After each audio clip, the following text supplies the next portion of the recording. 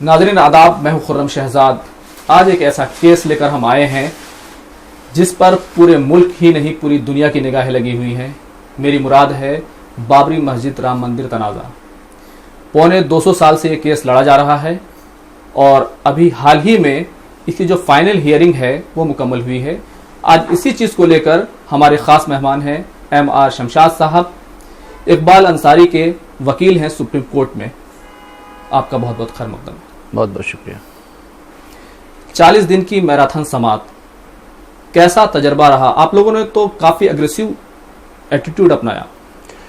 देखिए, ये केस इतना बड़ा है कि इसमें जो कागजात हैं वो कई वॉल्यूम्स में हैं और वो वॉल्यूम्स कोई 40 वॉल्यूम्स 60 वॉल्यूम्स इस तरह हैं, तो हियरिंग काफ़ी लंबी चलेगी वो एक्सपेक्टेड था।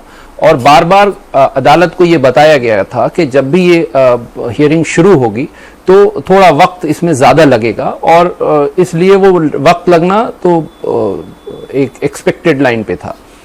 दूसरी बात है, जहाँ तक आपने ये कहा कि एग्रेसिव रुख अपनाया, देखिए एग्रेसिव रुख नहीं है, ये एक ऐसा मुकदमा है जिस पर पूरी दुनिया की निगाहें हैं और हिंदुस्तान का लगभग ज़्यादा से ज़्यादा जो हिंदुस्तान की पॉपुलेशन है उनकी भी जिस हद तक हो सकती है वो नज़र रख रहे हैं। इसमें जज्बात भी लोगों के हैं और इस पे इस मुकदमे के पेंडेंसी के दौरान बहुत सारे ऐसे मामले हुए मुल्क में जो बाबरी मस्जिद से रिलेटेड थे। एक स्टेज पे कभी वो डिमोलिशन से रिलेटेड इंसिडेंट्स हुए मुल्क में, कभी डिमोलिशन से पहले जब शिलान्यास हुआ 1986 में तब हुए। तो इसमें बहुत ज़्यादा लोग जिनकी जानें गई वो भी अफेक्टेड थे। तो इसको उस तरह से देखा जाए कि लोग इससे काफ़ी अटैच्ड थे। जिस तरह से हियरिंग हुई 40 दिन तक चली, ऐसा लगा कि सब लोग अपनी अपनी बात पूरे तौर से रख सके। उम्मीद कर रहे थे कि हमें पूरी बात रखने का मौका मिलेगा। आप लोगों को मौका मिला? आप लोग मुतमईन हैं ना?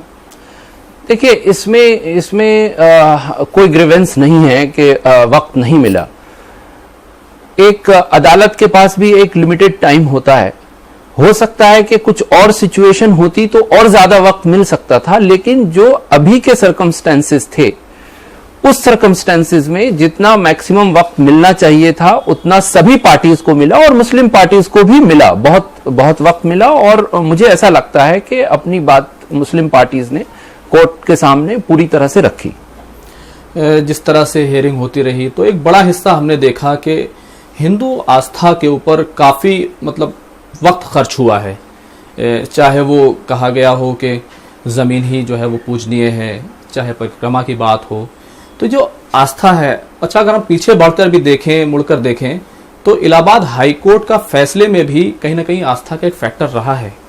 इस मामले में कितना इम्पोर्टेंट रोल आस्था का होगा, क्योंकि अब फैसले की बारी है। देखिए, अयोध्या शहर में लॉर्ड राम का पैदा होना, उस पर कोई ऑब्जेक्शन हमने नहीं किया है। वो हाई कोर्ट में जो जफर याब जिलानी साहब का स्टेटमेंट है वो रिकॉर्ड हो गया था। उसके बाद वो बात खत्म हो गई कि अयोध्या में लॉर्ड राम का पैदा होने के बारे में जो आस्था है उस पर मुसलमान ऑब्जेक्शन नहीं कर रहे और न ही उनका हक बनता है लेकिन जहां तक उस आस्था को अगर सेंट्रल डोम के ठीक नीचे वाली जगह से जोड़ा जाए, वहां ऑब्जेक्शन हाई कोर्ट में भी था और वही बात सुप्रीम कोर्ट में भी कही गई थी।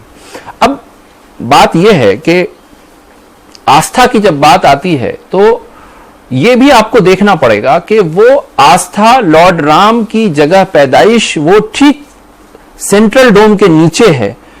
वो आस्था एक दिन में नहीं पैदा होती। कोई भी आस्था को एस्टैब्लिश होने में उसको बहुत वक्त लगता है। अच्छा, मुझे एक बात बताइए, मुसलमान वहाँ नमाज पढ़ते रहे, अलग अलग वक्त का दावा है, अलग अलग लोगों की अलग अलग बातें हैं। जिस तरह से सुप्रीम कोर्ट में समात हुई है, हिंदू भी वहाँ पर पूजा करते रहे, यानी राम जन्मभूमि की मिल्कियत, हिंदुओं की मिल्कियत साबित नहीं होती है और आपकी मिल्कियत साबित हो जाती है। दोनों अपनी पूजा पाठ कर रहे थे, नमाज पढ़ रहे थे, फिर एक तरफ मिल्कियत और एक तरफ किराएदारी क्यों? देखिए, उसको आप ऐसे समझिए कि एक थोड़ा सा मैं आस्था के बारे में थोड़ी सी और बात कर लूं आपसे कि जो आस्था क्लेम की जा रही है कि उस 1500 गज से रिलेटेबल है, वो आस्था क्यों की जा रही है? क्योंकि कुछ ऐसे जो सयाह थे, जो हिंदुस्तान के बाहर से आए, उन्होंने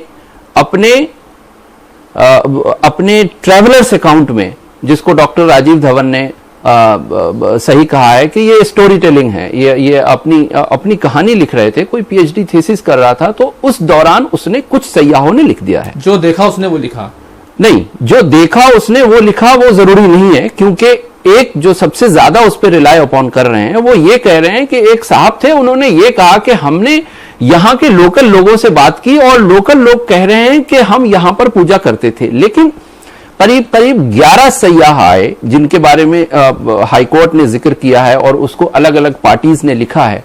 उन 11 सयाहों ने सबों ने ये बात मानी है कि ये मस्जिद थी, और उस मस्जिद को ज्यादातर सयाहों ने 935 हिजरी से रिलेट किया है, जो 1528 से मिलता है जाकर, और ये लगभग ज्यादातर सयाहों की बात है कि 935 हिजरी में जाके वो बना था। तो एक तरफ तो ये फैक्ट है, दूसरी तरफ जब गवाह पेश हुए टेंपल साइड से, तो उसमें बहुत सारे रिलीजन को जानने वाले लोग थे, लॉर्ड राम पे लोगों का रिसर्च था। उन लोगों से पूछा गया कि आप साहब ये बताइए कि लॉर्ड राम का जो एरा था, जो वक्त था, वो कब था? तो एक विटनेस ने कहा कि 15-16 लाख पहले का वक्त था, किसी ने 20-22 लाख साल पुरानी बात कही, एक ने 1,50,00,000 साल पुरानी बात कही। तो ये तो एक्सपर्ट्स के एविडेंस आए। एक्सपर्ट्स के एविडेंस अगर ये आए कि 15 लाख से लेकर 1.5 करोड़ साल पहले का एरा है लॉर्ड राम का, तो वो अपने आप में जो बात आ रही थी कि अगर ऐसी बात है जिसको हमने माना कि अयोध्या में है, तो वो अयोध्या से रिलेटेबल ही हो सकती थी। ये प्रीपोंडरेंस प्रोबेबिलिटी की बात जो एक लॉ में है, वो वहीं से हो सकती है। देखिए, अगर इतनी पुरानी बात है लॉर्ड राम की, तो वो उसका किस तरह से सिलसिला जुड़ सकता है और किस तरह की चीजें आ सकती हैं, उसका अंदाजा आपको भी। लेकिन मेरा सीधा सवाल ये है कि एक तरफ मुसलमान नमाज पढ़ रहे थे, हिंदू पूजा कर रहे थे, काफी वक्त से हो रहा था, तो ऑनरशिप है वो मुसलमानों की तरफ चली गई, ये आपका दावा है, और किराएदारी है वो हिंदुओं की तरफ चली गई। ऐसा कैसे हो गया? देखिए, ये जो बात आपकी है वो 1855-56 के बाद शुरू हुई है। ये सारी बातें 1855-56 से पहले ये किसी का दावा नहीं है कि कभी उस पर नमाज पढ़ने से रोका गया किसी को। 56 के बाद से जब एक हिस्टोरिकल फैक्ट्स भी हैं उसके, जो एक अलग चैप्टर है, उसको अलग से उस पर बात की जा सकती है कि उस वक्त जो ब्रिटिशर्स की बात थी हिंदुस्तान में, वो अलग अलग रीजन पे अपना पूरा कंट्रोल करना चाह रहे थे, उस वक्त ये मामला सामने आया, और उसके बाद से वो क्लेम चबूतरे तक आई बात। लेकिन उस वक्त कोई ओनरशिप नहीं थी उनकी। उस वक्त वहां के जो जिम्मेदारान रहे होंगे, उन्होंने हो सकता है कि उनको परमिट किया होगा। 1885 में जब फॉर्मली एक मुकदमा दायर किया गया, तो वो मुकदमा खारिज हो गया, टेंपल के खिलाफ हुआ। उसकी फर्स्ट अपील गई डिस्ट्रिक्ट जज के पास, वो खारिज हुई। उसके बाद सेकेंड अपील गई जुडिशियल कमिश्नर के पास, जो कि इक्विवेलेंट था हाई कोर्ट्स के बराबर, वो भी खारिज हुई। उसके बाद वो फाइनल हो गया। और ओनरशिप की बात जहां तक थी कि ओनरशिप उस जमीन पर टेंपल का हो सकता है, क्योंकि टेंपल को बनाने की परमिशन मांगी गई थी, और टेंपल को बनाने की परमिशन तभी कोई मांगेगा जब वो ओनरशिप क्लेम कर रहा होगा। तो इस तरह से वो परमिशन रिजेक्ट कर दी गई, और उसके बाद किसी कोर्ट ने कभी टेंपल के फेवर में कोई ओनरशिप का दावा अलाउ नहीं किया।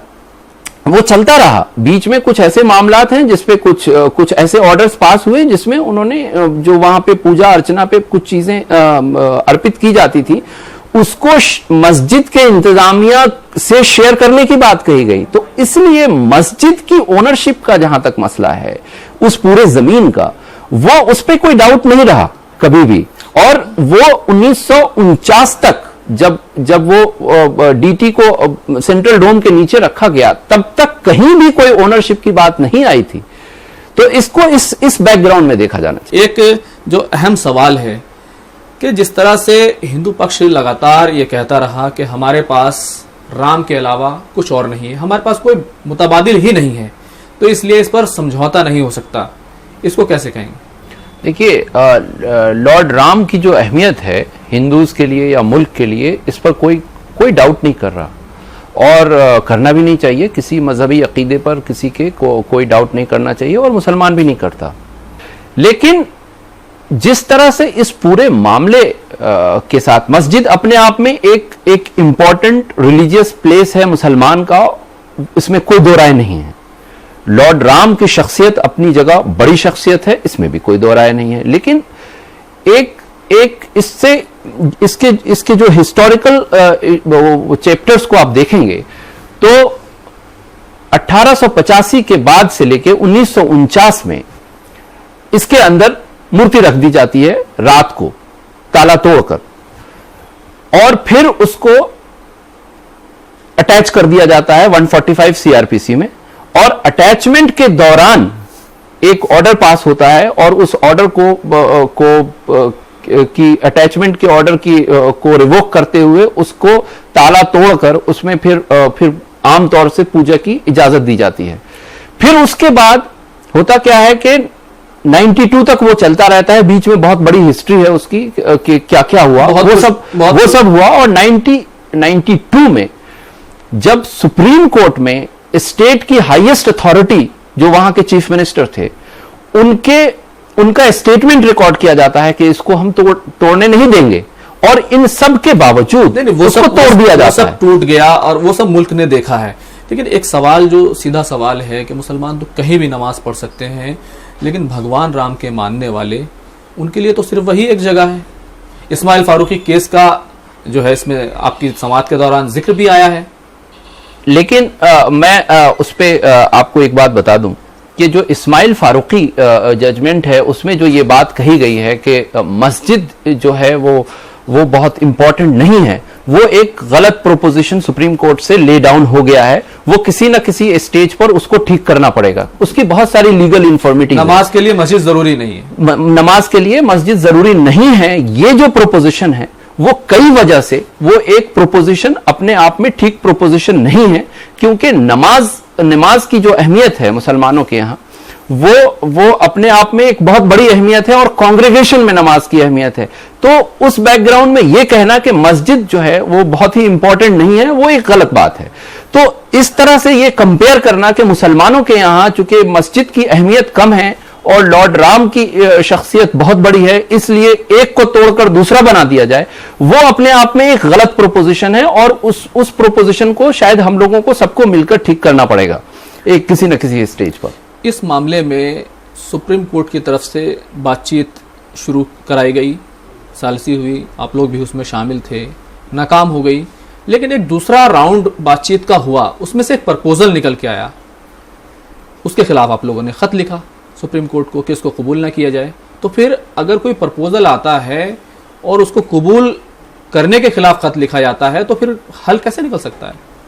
देखिए, हल निकालना इस मुल्क के हर सिटीजन की जिम्मेदारी है, और खासकर वो लोग जो इसमें इन्वॉल्व हैं उन सब की ज्यादा जिम्मेदारी है।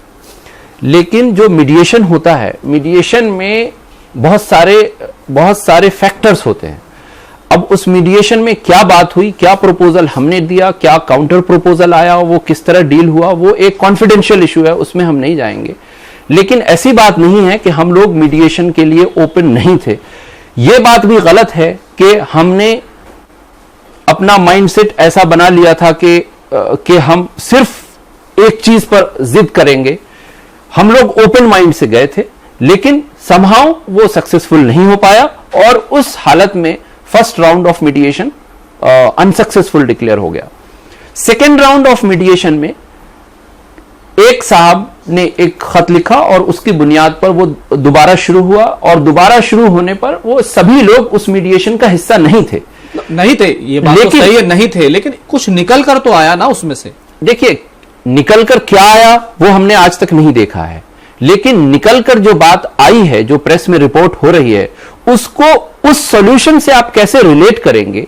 क्या उन इश्यूज को जो प्रेस में खबरें छपी हैं, उस मेन इशू से रिलेट करके अगर आप सॉल्यूशन निकाल सकते हैं तो वो एक अलग बात है, लेकिन ज्यादातर जो पार्टियां थीं जो उस मुकदमे की पैरवी कर रही थी, उनको यह समझ में आया कि पहली बात कि उन्होंने ओरिजिनल प्रपोजल देखा नहीं है, लेकिन जो मीडिया में खबर आई है उसके बुनियाद पर उन लोगों का यह व्यू है कि यह इस बुनियाद पर सेटल नहीं हो सकता, और इस तरह से स्टेटमेंट। सुन्नी वक्फ बोर्ड उस सालसी में गया, उस बातचीत में गया, क्या वो मुस्लिम फरीक नहीं था? फिर उसको किस बुनियाद पे आप खारिज कर रहे हैं? देखिए, सुन्नी बोर्ड को मुस्लिम होने ना होने का इशू एक इररिलेवेंट बात है। वो सुन्नी में पार्टी है। सुन्नी बोर्ड 1961 और उससे पहले से भी इस मुकदमे का पार्टी है, लेकिन सुन्नी बोर्ड के साथ साथ 6 और पार्टीज हैं जिन्होंने मुकदमा फाइल किया था 1961 में, और वो 6 पार्टीज की जो कानूनी अहमियत है वो सुन्नी वक्फ बोर्ड से किसी भी तरह कम नहीं है। सुन्नी बोर्ड एक मैनेजर है एक प्रॉपर्टी का, और उस मैनेजर को प्रॉपर्टी की देखभाल करनी है। सुन्नी वक्फ बोर्ड के यहां अगर कोई प्रॉपर्टी रजिस्टर्ड है तो उस रजिस्टर्ड प्रॉपर्टी को देखभाल की जिम्मेदारी उसका बुनियादी फर्ज है, लेकिन उसका यह हक नहीं बनता कि वो अपनी मर्जी से बोर्ड में रजिस्टर्ड प्रॉपर्टी को किसी को सरेंडर कर दे या किसी को गिफ्ट कर दे। उसके लिए एक प्रोसीजर है, नंबर 1। नंबर 2, सुन्नी वक्फ बोर्ड एक ओनर की हैसियत से कोर्ट में नहीं गया था। सुन्नी वक्फ बोर्ड या और दूसरी 6 पार्टीज जो थीं वो एक आम मुसलमान के नुमाइंदगी करने की हैसियत से कोर्ट में गए थे। इस तरह से सुन्नी वक्फ बोर्ड और 6 और पार्टीज जो हैं वो मुस्लिम कम्युनिटी एट लार्ज के रिप्रेजेंटेटिव थे कोर्ट में। यह बात नहीं है कि इसका कोई हल नहीं है, लेकिन उसका एक प्रोसीजर है सीपीसी में कि अगर कोई रिप्रेजेंटेटिव कैपेसिटी में कोर्ट मुकदमा फाइल करता है तो उसको कोर्ट को कुछ स्टेप्स लेने होते। मतलब सेटलमेंट के लिए तजवीज आई है वो आपको पसंद नहीं है? देखिए, सेटलमेंट एक मीडिएशन का चैनल इस्तेमाल किया गया और उस मीडिएशन के चैनल के जरिए एक प्रोसेस फॉलो होना चाहिए था, लेकिन ज्यादातर पार्टियां जो इसमें कंटेस्टिंग पार्टी थी, खासकर जो रामलला की तरफ से तो कोई था ही नहीं। तो सिर्फ खुद खड़े होकर यह कह देना कि ये साहब ये मेरा प्रोपोजिशन है, लेकिन दूसरी साइड ने उस पर कोई तवज्जो नहीं दी। आपके जो बाकी लोग थे वो उसमें पार्टिसिपेंट नहीं थे। दूसरी पार्टियां अपना मौकफ लेने के लिए, अपना पक्ष रखने के लिए वो आजाद है, उन्होंने रखा भी है। उन्होंने रखा है, लेकिन उन्होंने भी इस बात को रिजेक्ट किया है कि जो सुन्नी बोर्ड कह रहे हैं वो गलत है। ज्यादातर जो हिंदू पार्टीज हैं उन्होंने इस प्रपोजल को रिजेक्ट किया है। लेकिन आप लोगों ने तो श्री राम पंचू जी जिनके जरिए ये पूरा प्रपोजल आया, उनके खिलाफ भी बयान जारी किया। देखिए, ये गलत बात है, उनके खिलाफ हमने कोई बयान जारी नहीं किया। उनको लेकर हमने ये कहा कि मीडिएशन का जो प्रोसेस था वो फर्स्ट ऑर्डर में भी कॉन्फिडेंशियल रखा गया था, सेकंड ऑर्डर में भी कॉन्फिडेंशियल रखा गया था, लेकिन ये जो सुन्नी बोर्ड का सेकंड राउंड के मीडिएशन में जो प्रपोजल लीक हुआ है वो 4 स्टेज से लीक हो सकता है। उसमें एक मीडिएशन पैनल है, उसका जिक्र किया है हमने, कोई एलिगेशन नहीं लगाया है। तो इसलिए हमने ये बात कही है कि ये 4 जगह से रिलीज हो सकता था और लीक हो सकता था, और ये मैं रिकॉर्ड पे रख रहा हूं। शमशाद साहब, राजू धवन साहब ने एक दस्तावेज फाड़ दिया, क्या ऐसा होना चाहिए था? क्या ऐसा हुआ है? पहले भी कभी ऐसा हुआ? देखिए, जिस तरह से ये पब्लिक डोमेन में आया वो बिल्कुल उस तरह से नहीं हुआ। मैं उसको एक्सप्लेन कर दूं। एक साहब हैं जो रिटायर्ड पुलिस ऑफिसर हैं, उन्होंने एक किताब लिखी और उस किताब में कुछ मैप्स लगाए। वो किताब कब आई? पहली एडिशन उस किताब की 2016 में और दूसरी एडिशन 2018 में। पहली एडिशन 2016 में जब वो आई, उस वक्त उनके पास उस मुकदमे का फैसला अवेलेबल था, उस मुकदमे से रिलेटेड जितनी गवाही थी सारे दस्तावेज मौजूद थे। उस बैकग्राउंड में एक किताब लिखी जाती है, उसमें एक नक्शा लगाया जाता है, और फिर उसको 2017 में वो साहब जो हैं वो आते हैं और कोर्ट में कहते हैं कि मैं इस मुकदमे का पार्टी बनना चाहता हूं। फिर उसके 6 महीने बाद एक दरखास्त लगाते हैं कि ये सारे कागजात हैं जो मैंने निकाले हैं, उसको मैं रिकॉर्ड पे लाना चाहता हूं। नहीं, आप ऑब्जेक्शन 14th of March, आप ऑब्जेक्शन कर सकते थे, पूरे तौर से दस्तावेज को फाड़ देना। 14th of March 2018 में वो अपनी एप्लीकेशन प्रेस करते हैं जिस पर उनको ये कहना है कि मैं ये सारे कागजात रिकॉर्ड पे लाना चाहता हूं। कोर्ट उस एप्लीकेशन को डिसमिस कर देता है कि ये दस्तावेज रिकॉर्ड पे नहीं लाए जा सकते, क्योंकि ये अपील है जो नीचे की अदालत में था, उसी पे बहस होगी। उनकी जो दरखास्त थी कि वो पार्टी बनना चाहते हैं, उसको कोर्ट रिजेक्ट कर देता है। उसके बाद से वो मामला खत्म हो जाता है। 40 दिन की हियरिंग चलती है। 40वें दिन जब 2 घंटे बाद हियरिंग खत्म होने वाली है, उस वक्त एक सीनियर काउंसिल उस नक्शे को बुनियाद बनाकर अपनी बहस करना चाहते हैं। तो उस स्टेज पर यह पूरी बात कोर्ट को बताई गई। कोर्ट की तरफ से यह ऑब्जर्वेशन था और उस ऑब्जर्वेशन में कोर्ट का कंसेंट था कि आप चाहें तो फाड़ दीजिए। उन्होंने उसको फाड़ दिया। अच्छा, एक बात बताइए, मोल्डिंग ऑफ रिलीफ के तहत आप लोगों ने जवाब भी दिया है, दूसरे लोगों ने भी जवाब दिया है, सीलबंद लिफाफे में देने की जरूरत क्या थी? जो मोल्डिंग ऑफ रिलीफ का इनफैक्ट सबमिशन होना चाहिए अदालत के सामने, हमने कोई मेरिट की बात नहीं करी उसमें, हमने कोई सबूत की बात नहीं करी उसमें। हमने सिर्फ अदालत से यह कहा कि साहब ये बहुत ही सेंसिटिव मामला है, इस मामले के फैसले से मुल्क के कॉन्स्टिट्यूशनल सिस्टम, मुल्क के डेमोक्रेटिक प्रोसेस, मुल्क के पॉलिटिकल प्रोसेस पे इफेक्ट पड़ेगा। तो इसलिए जब इस मामले में एक कंक्लूजन पे आप आ जाएं और उस वक्त अगर मोल्डिंग और रिलीफ को मोल्ड करने की बात आए, तो उस वक्त इस बात का ध्यान रखा जाए कि ये सारे जो एस्पेक्ट्स हैं उस पर इस फैसले का से फर्क पड़ने वाला है और उसको नजर में रखते हुए आप उसका फैसला दें। एक बात मुझे ये बताइए कि आपने वो रिलीज कर दिया, लेकिन उसमें एक बात जो कही कि फ्यूचर को ध्यान में रखा जाए, फ्यूचर जनरेशन को ध्यान में रखा जाए, ये तो एक तरह से अदालत पर दबाव बनाने की, उनको इंतबाह करने की कोशिश तो है ना? देखिए, इस पर मैं आपको एक बात बताऊं, इस बात से मैं बिल्कुल एग्री नहीं करता कि अदालत पर इससे दबाव बनाया जा रहा है। किसी मुल्क में, किसी सिस्टम में उसको चलाने के लिए रूल ऑफ लॉ फॉलो होना एक बुनियादी बात है। कॉन्स्टिट्यूशन, किसी भी कॉन्स्टिट्यूशन का जो बुनियादी वो उसूल होता है वो रूल ऑफ लॉ होता है कि कानून से चलेगा। 1994 के जजमेंट में एक तरह से यह बात कही गई है जिसको मैं समझता हूं कि रूल ऑफ लॉ वायलेट हुए, बहुत सारी जाने गई। आगे आने वाले वक्त में, चूंकि ये पूरी हिस्ट्री है इस मुकदमे की, इस पर एक फैसला आने वाला है और इसको फाइनलिटी दी जा रही है। तो उस रूल ऑफ लॉ को जहन में रखते हुए कि रूल ऑफ लॉ इस पे कैसे पामाल हुए, कैसे फॉलो होने चाहिए थे, एक बात मुझे बताइए कि जो सबसे बड़ी दलील है महकमा आसार कदीमा की तरफ से जो खुदाई हुई एसआई की तरफ से, उसमें कुछ ऐसी चीजें बरामद हुई जिसमें हिंदू देवी देवताओं की तस्वीरें या उसमें तशबीहात बनी हुई थी। क्या मस्जिद में इस तरह की चीजें कभी मिली हैं? इसको कैसे देखेंगे आप?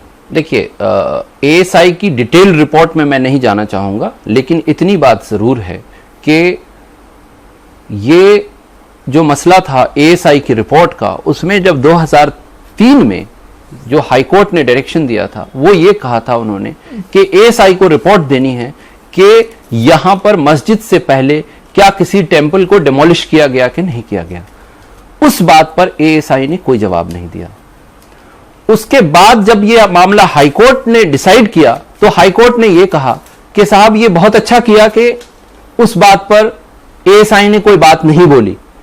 तो यह सब बहुत छोटी बात है कि किसी डेबरी से कुछ ऐसी चीज निकल जाए जो 8-10 साल बाद जो सामने जमीन पर पड़ी हो और उसको इतना बड़ा इशू बना दें। वो मेरिट की बात है और उस मेरिट में उसके बारे में हम लोगों ने कोर्ट के सामने पूरे सबमिशंस रखे हैं, तो उसको कोर्ट कंसिडर करेगी। बस आखिरी सवाल, क्योंकि बहस हो गई, फैसले का सबको इंतजार है, क्या आप लोगों को यकीन है कि इतने शवाहिद आप लोगों ने पेश किए हैं, फैसला आपके हक में आएगा? और कैसा फैसला आए, क्योंकि हमारे वजीर दाखिला हैं, उन्होंने कहा है, अमित शाह जी ने, कि ऐसा फैसला आएगा कि दोनों खुश रहेंगे।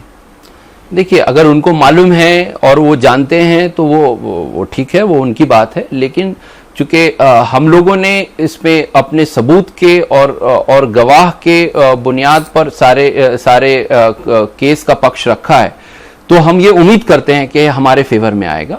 लेकिन सुप्रीम कोर्ट एम्पावर्ड है किसी भी तरह से फैसले के रिलीफ को मोल्ड करने के लिए। वो क्या आएगा वो हम लोगों को किसी को पता नहीं, लेकिन हाँ हम काफी होपफुल हैं कि वो हमारे फेवर में आएगा फैसला। बहुत बहुत शुक्रिया। आज की खास मुलाकात में बस इतना ही। आइंदा हफ्ते फिर हाजिर होंगे किसी खास शख्सियत के साथ। तब तक के लिए दीजिए इजाजत। आदाब।